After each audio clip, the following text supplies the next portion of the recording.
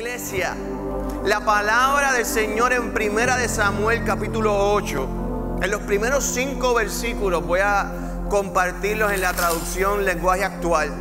Dice: Samuel tenía 2 hijos. El primero en nacer fue Joel y el segundo Abías. Cuando Samuel envejeció, puso a sus hijos para que gobernaran a Israel. Pero los hijos de Samuel no eran como su padre, sino que cometían muchas injusticias. Si 2 personas peleaban por algo y los buscaban a ellos para ver quién tenía la razón, ellos siempre ayudaban a quien les daba dinero. Por eso todos los representantes de Israel fueron a Ramá para hablar con Samuel, y allí le dijeron: usted ya está muy anciano y sus hijos no son como usted. Es mejor que nos dé un rey como los que tienen las otras naciones. ¿Qué tal si inclinamos nuestro rostro? Señor, te alabamos y te bendecimos, Jesús, porque a través del milagro de la cruz nosotros podemos afirmar que el único Rey y Señor de nuestra vida eres tú, amado Jesucristo. Porque, Padre amado, tus tratos, Señor, con cada uno de nosotros nos han testificado que no hay mejores manos que las tuyas, que no hay mejor guía que tu Espíritu, y no hay mejor cobertura como la del Padre. En el Padre, en el Hijo y el Espíritu Santo hemos conocido lo que es el verdadero amor. Hoy te pido, Señor, que mirando, Padre amado, el testimonio bíblico, nosotros afirmemos en rendirnos a tu voluntad, en entregarnos plenos y completos a que tú seas el dueño, Señor, de nuestra vida, y que así, Señor, analicemos, escudriñemos nuestros caminos para analizar, Padre amado, el peso de cada una de nuestras decisiones y ponerlas a tu luz y ver, Señor, si en cada decisión de nuestro ser tú estás, oh amado Jesús. Damos gracias, Señor. Amén, amén, amén. Iglesia, puede tomar asiento. Mi alma te adora a Dios. Qué linda es la presencia del Señor. Iglesia, aquellos que han estudiado la conducta humana afirman que el ser humano toma alrededor de 35,000 decisiones diarias. Cada día tomamos 35,000 decisiones diarias. Hay algunas que son triviales, hay algunas que son rutinarias, pero tenemos que reconocer que hay algunas que definen nuestra vida, definen nuestro entorno, definen nuestro ser, definen nuestra mañana. Hay en base a algunas que nosotros van a definir nuestro bienestar, y no tan solo el nuestro, sino los que nos rodean o están en nuestro hogar. A lo cual me lleva a mí a preguntar si ante tanta decisión el ser humano tendrá la capacidad de tomar la decisión correcta cada vez. Yo creo que si nos hacemos esa pregunta, reconociendo la conducta humana y reconociendo cómo erramos cada día, podríamos decir que no. Pero me lleva a lanzar otra pregunta o cuestionarme si me dan toda la información necesaria, si me establecen los pros y los contras, si me traen los testigos, los testimonios, aquellos que han vivido esas experiencias, si me ponen todo de frente, ¿tendremos la capacidad de tomar la decisión correcta cada vez? Y hoy nos vamos a acercar al texto, a la historia de Israel con Samuel que acabamos de leer, no simplemente para ver la historia y su resultado y su enseñanza, sino para estudiar a cabalidad esto. Si nosotros, cuando enfrentamos la vida y si nos dan los conocimientos necesarios, las herramientas necesarias, el ser humano siempre toma la decisión correcta. Y vamos a utilizar la historia de Israel. Y muchos de nosotros, ¿verdad?, nos podemos acercar a esa historia ya quizás con unos conocimientos. Hay otros que quizás esta es la primera vez que están escuchando esta historia y nos podemos llevar por lo que dice explícitamente el texto. Lo que estamos relatando, iglesia, es que en ese momento es la primera vez que el pueblo de Israel pide rey. Pero si vemos en las circunstancias, vamos a ver que Samuel, profeta y juez, ya está entrado en edad. O sea que su muerte se avecina y se acerca. Y sus hijos no tienen el mismo testimonio que papá. Y en esta cultura la descendencia por lo general es lo que toma la sucesión. Ahora bien, el pueblo no se está acercando a Samuel pensando en el testimonio de sus hijos antes de tomar el cargo. Nos dice el texto que ya Samuel le había delegado y los resultados eran que no estaban aptos para tomar el lugar. Los hijos estaban siendo corruptos y robando y aprovechándose del pueblo. Por lo tanto, pudiéramos pensar que es muy responsable de los representantes de Israel acercarse a Samuel y decirle: mira, antes que tú te mueras, deja un rey coronado como tienen los otros pueblos vecinos para que atiendan al pueblo y a ver si los pueden atender con justicia. Así que nos pudiéramos dejar llevar por eso, o otros ya prejuiciados por lo que conocemos de Israel, pudiéramos inclinarnos a otro bando. Porque aquellos que hemos conocido la historia de Israel podemos también afirmar que Israel en rara ocasión toma una decisión correcta. Israel en muchas ocasiones toma las decisiones apartadas del Señor. Y nosotros, ¿verdad?, que conocemos la gracia de Jesucristo, se nos hace muy fácil acercarnos a ese texto y afirmar que el Rey de Reyes y Señor de Señores se llama Jesús. Que no hay nadie, no hay ser humano que pueda reinar sobre mi vida. Pero nos pregunto, ¿pero Israel habrá tenido todos los elementos necesarios para tomar esa decisión? ¿Habrá tenido los conocimientos necesarios para tomar una decisión correcta en esa encrucijada histórica de ese pueblo? Y por eso me quiero acercar a esa historia para ver y no olvidarnos de la pregunta inicial: si el ser humano, teniendo toda la información, puede siempre tomar la decisión que es. Y para analizar eso vamos a mirar 3 puntos sobre el pueblo de Israel. Bastante sencillo. Vamos a mirar su pasado, vamos a mirar su presente y vamos a ver si es posible en este contexto histórico mirar el futuro. Si nosotros nos acercamos a la historia y miramos el pasado, gracias al Señor, podemos fácilmente mirar el pasado, porque desde enero como iglesia hemos estudiado y exhortado a estudiar el Antiguo Testamento expositivamente, que no es otra cosa que ir capítulo tras capítulo. Hemos visto la historia desde la creación, de la caída del hombre en Génesis 1 con Adán y Eva, y podemos afirmar fácilmente que no importa la circunstancia o la reacción o la conducta del ser humano, Dios siempre ha respaldado a su pueblo. No importa.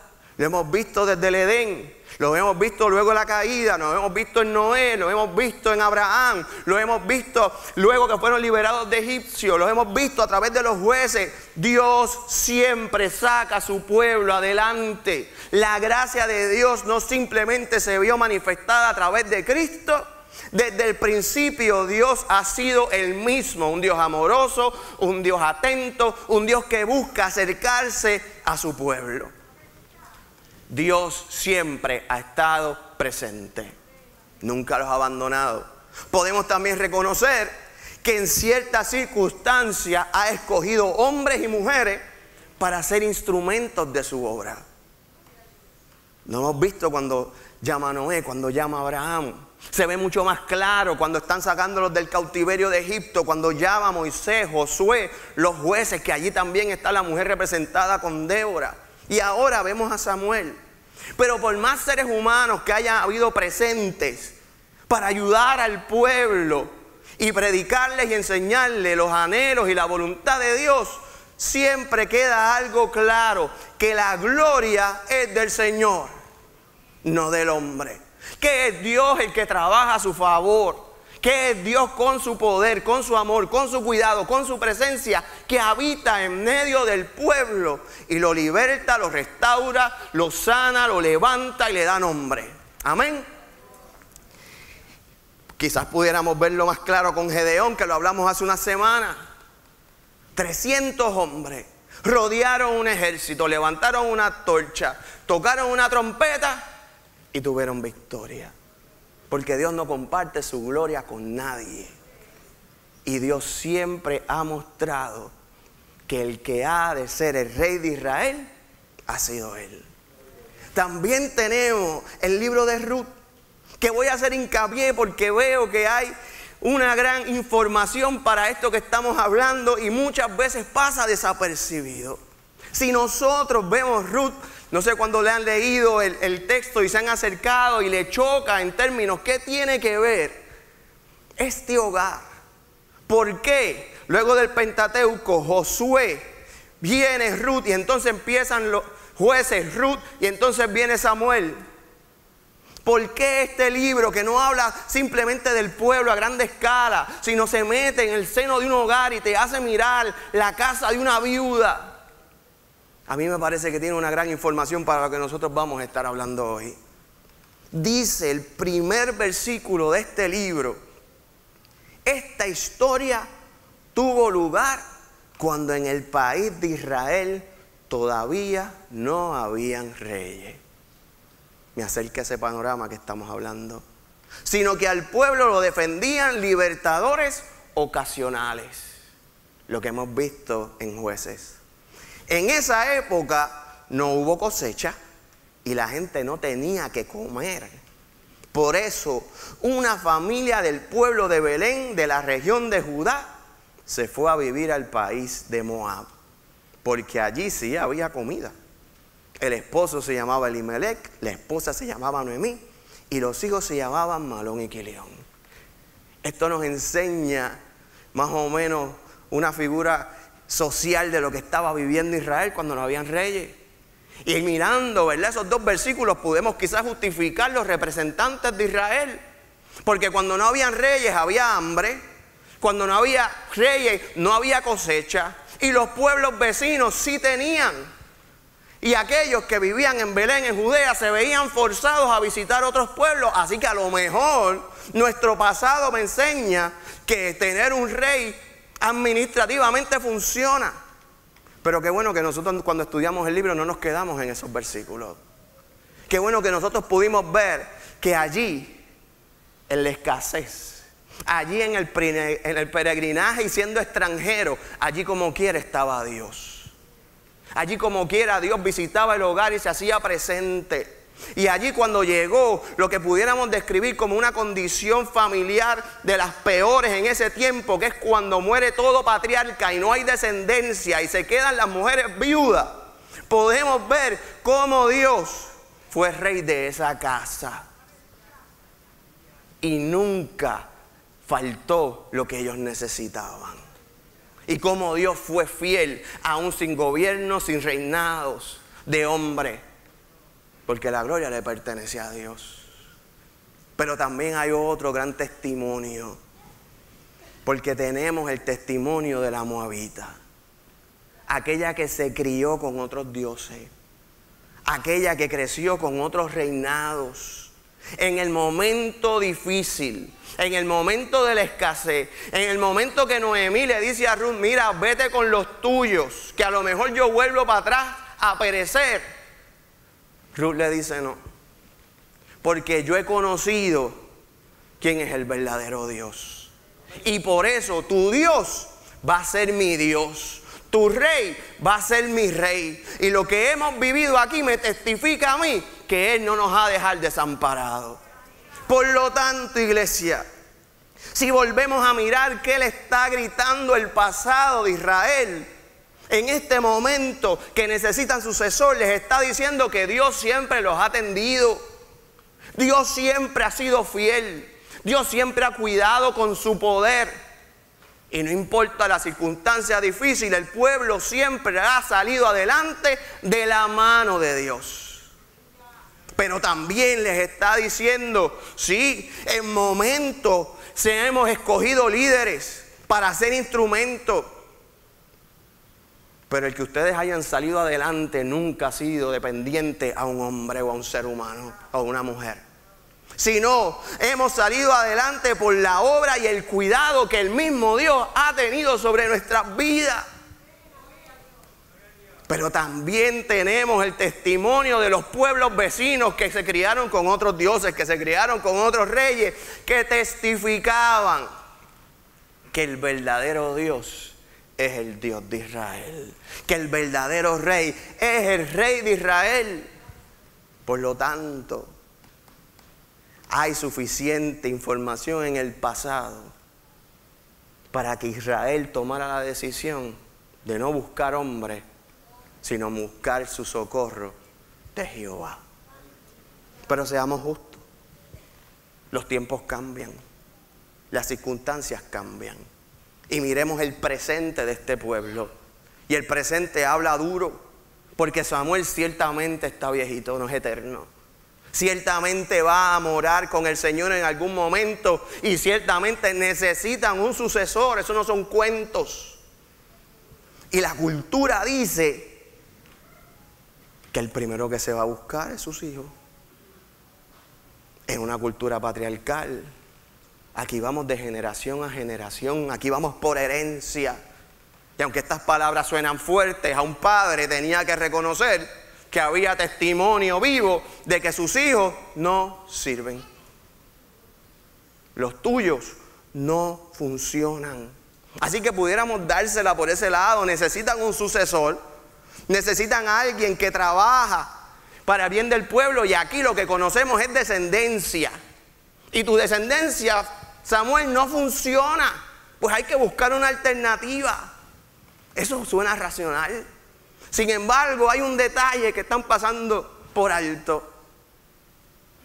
Y es que aquel que están mirando a los ojos no era hijo de Elí.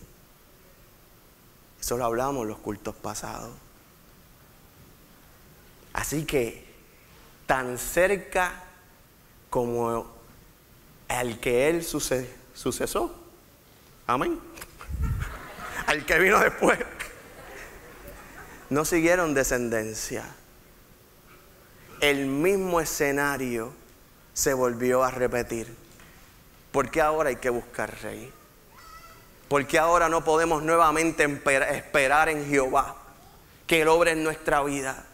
Porque ya la historia nos dice, el presente cercano nos dice que este escenario lo habíamos vivido antes, y Dios no se deja llevar por linaje, ni descendencia, ni generaciones. Dios unge y llama a quien Él quiera según su corazón, y va a hacer cumplir la obra en medio de su pueblo, porque Él es rey y Él es Dios. Así que el presente tampoco justifica que Israel tomara una decisión incorrecta. Pudiéramos ver su futuro. Este pueblo tuvo la bendición que pocos tienen. Y es que se les puede hablar qué ha de acontecer mañana. Si nosotros seguimos leyendo en el capítulo 8, en el versículo 10 dice la palabra así: Samuel habló con los que pedían rey y les repitió lo que Dios le había dicho. Esto es palabra de Dios. Y un pueblo que ya había aprendido que la palabra de Dios era verdad. Esto es lo que les pasará cuando tengan rey. El rey pondrá a los hijos de ustedes a trabajar en sus carros de guerra, en su caballería, o los hará oficiales de sus ejércitos. A uno los pondrá a cultivar sus tierras, y a otros los pondrá a recoger sus cosechas o a hacer armas y equipos para sus carros de guerra. En el contexto social, en una época patriarcal, el hijo varón es la cosa más importante para asegurar, podríamos decir, el retiro. Si yo muero, la viuda queda atendida por el hijo varón. Es el hijo varón el que lleva el nombre de la familia, el que crea y puede continuar también el bien económico de la familia. Y lo primero que le dice Dios es: eso lo vas a perder, porque tus hijos van a ser quitados. Y luego dice: ese rey hará que las hijas de ustedes le preparen perfumes, comidas y postres. Tus hijas también se van a ir y van a ser sirvientas del rey. A ustedes le quitará sus mejores campos y cultivos. El rey les va a robar y les exigirá la 10ª parte de sus cosechas para dárselas a sus ayudantes y oficiales. Les va a poner impuestos. También le quitará a ustedes sus burros, sus esclavos y sus mejores jóvenes, y las pondrá a su servicio. te va a dejar desamparado. A ustedes los hará esclavos. Y a un pueblo que salió de esclavitud, le está diciendo, vas a volver para atrás. Tus derechos se fueron, tu libertad también se fue. Y además les quitaré 1 de cada 10 animales de su rebaño, más impuestos. Entonces se arrepentirán de haber pedido un rey, pero Dios ya no los escuchará. Porque Dios acompaña, pero las consecuencias de nuestras decisiones las tenemos que caminar, iglesia. Y es entonces, y aunque Samuel les advirtió a los israelitas todo esto, ellos no le hicieron caso, al contrario, le dijeron. Y yo entiendo, iglesia, que cuando hay signos de exclamación en la palabra, hay que decirlos, hay que mostrarlos. Eso no nos importa. Queremos tener rey. Queremos ser como las otras naciones. Esto no tiene nada que ver con tus canas, esto no tiene nada que ver con tus hijos. Queremos un rey que nos gobierne y que salga con nosotros a la guerra. Eso es lo que queremos. No nos importa lo que va a pasar. Lo que nos queremos es lo que tenemos en el corazón. Y Samuel escuchó todo lo que le dijeron los israelitas. Y eso mismo se lo repitió a Dios. Y Dios les dijo, hazles caso y dales un rey. El pasado, el presente y el futuro de Israel le evidenciaba, tenía la información necesaria para que ellos escogieran a Dios, para que ellos no cometieran un error en su decisión. Y aún así la tomaron. Hace muchos años atrás, yo recibo una llamada del banco donde yo tenía la hipoteca. Y me recuerdo que estaba de camino de Humacao, cuando estaba trabajando, estaba de camino de Humacao a Bayamón. Todavía recuerdo bien donde cogí la llamada. Y me llama un representante del banco y me pregunta, señor Fines, ¿a usted le interesa bajar los intereses, los años de pago y el pago de su hipoteca? Y yo, perdón, que si a usted le interesa bajar los intereses, los años de pago y el pago mensual de su hipoteca. Y yo, deme un break, lo llamo para atrás. Engancho, llamo para atrás para estar seguro que no fuera alguien que estaba tratando de robarme mi información. Contesta la sucursal, me transfieren a la persona y vuelvo otra vez y me dice, mira, señor Fines, que usted es elegible para reducirle los intereses, los años de pago y el pagaré de su hipoteca. Y yo, ¿y cuánto esto me va a costar? No, nada. Y yo, nada. No, ya usted es elegible, me lleva unos papeles, me los envía por email y viene y firma. Lo único que yo tengo que hacer es enviarte los papeles personales, unos documentos oficiales, ir a firmar y ya. Dicho y hecho, iglesia. En 15 días era lo que esperaba para fin de mes. Fui ayer a sucursal, estábamos una noche yo y mi esposa, firmamos los papeles y ya. En la conversación le pregunto como que yo tengo de especial o cuántos casos tienen como este. Él me dio una explicación que yo nunca entendí. Pero la realidad es que yo no era el único, habían varios casos. Y yo le pregunto, y por casualidad, ¿verdad? Curiosidad, ¿alguien te dice que no? Y él se echó a reír. Y él me dice, un montón, la mayoría. Y yo, ¿pero cómo es posible? Igual que yo, que no tienen que dar un peso, solamente firmar, la mayoría. No deciden venir, no le dan seguimiento, no me envían los papeles. Y yo le dije, esto es como casi dinero gratis. Así mismo. Así que, y yo miro esas cosas, ¿verdad? Y veo a Israel, yo creo que los israelitas y algunos puertorriqueños del siglo XX nos sirven de data para contestar la pregunta inicial, y es que el ser humano, aún con toda la información de frente, para tomar una buena decisión, es muy capaz de tomar la decisión incorrecta. Y usted me puede decir, bueno, pastor, eso no es una muestra representativa, pero nosotros cristianos que nos gusta la palabra, miremos a Adán, miremos a Eva, Miremos a Moisés dándole a la peña. Miremos a Israel también en el desierto. Miremos los jueces, los reyes que vamos a estar hablando en las próximas semanas. Tantas malas decisiones. Hubo 4 que no comieron la comida del rey. Solo 4 de un pueblo que se fue cautivo. ¿Cuántos israelitas se fueron y tomaron las costumbres de Babilonia? Y vamos al Nuevo Testamento, tenemos el joven rico que va frente a Cristo, tenemos los saduceos, los fariseos que están predicando, el Mesías está ya encarnado de frente y no toman la decisión de servirle. Tenemos un Pedro que es más sensible, que días antes había podido confesar: tú eres el Cristo, el Hijo del Dios viviente, y aún así ante la advertencia del maestro, como quiera le negó. Y ese es el testimonio bíblico. No tenemos que irnos tan lejos. Miren nuestra vida, miren nuestra sociedad, nuestra familia, nuestro caminar. Y eso presenta un problema social, humano. Y no en las 35,000 decisiones triviales que hacemos todos los días. Aquí no estamos hablando del champú o dónde hago la compra. Aquí estamos hablando de lo que puede implicar el yo tomar la decisión incorrecta en un área importante de mi vida. Porque si nos miramos en el pueblo de Israel, el capítulo 8, en su versículo 7, hace claro lo que esto implica del corazón de este pueblo.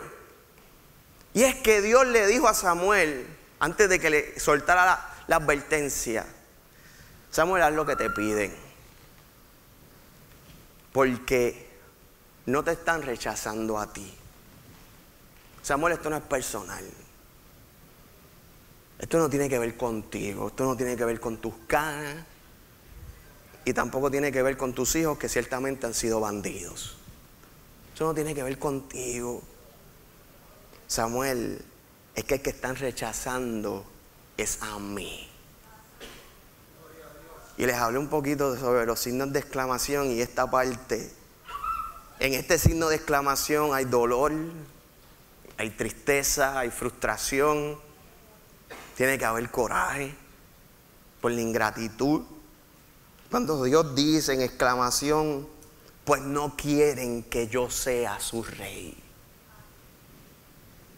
no quieren que yo sea su Dios, no quieren mi consejo, no quieren mi favor, no quieren mi amor, no quieren mi entrega, no quieren mi misericordia. No me quieren, Samuel, no me quieren. Entonces, ahí está lo crítico de esta verdad. Porque no es que podamos cometer errores, no es que podamos tomar malas decisiones, es que con la información necesaria yo puedo darle la vuelta a la información y justificar a conciencia el decidir rechazar a Dios. Entonces, cuando uno se da cuenta de que eso puede pasar en mi vida, de que en ese pueblo ahí puedo estar yo, esto me llama a mí a entrar más a detalle. ¿Por qué? ¿Por qué rechazar a Dios? Porque no estoy dispuesto a esperar sus tiempos. Porque no quiero las cosas como las hace Dios, las quiero a mi manera. Porque prefiero mi voluntad. Porque confío en mi propia prudencia. Porque no me voy a despojar de aquello que me hace mal. Porque hay áreas de mi vida que no les voy a entregar. No me voy a humillar ante Él, no le voy a adorar, no le voy a exaltar, no le voy a entregar el control. No me importa su consejo.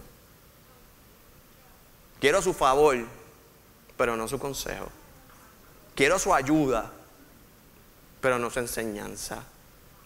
Quiero que me extienda la mano, pero a la obediencia jamás.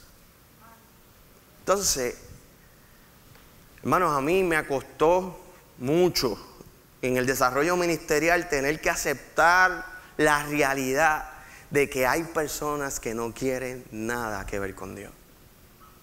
Que tú le presentas la buena noticia, que tú le presentas cómo Dios ha estado en su vida, que tú le presentas el vaso medio lleno, cómo ha sido su cuidado, la protección, el amor, las oportunidades.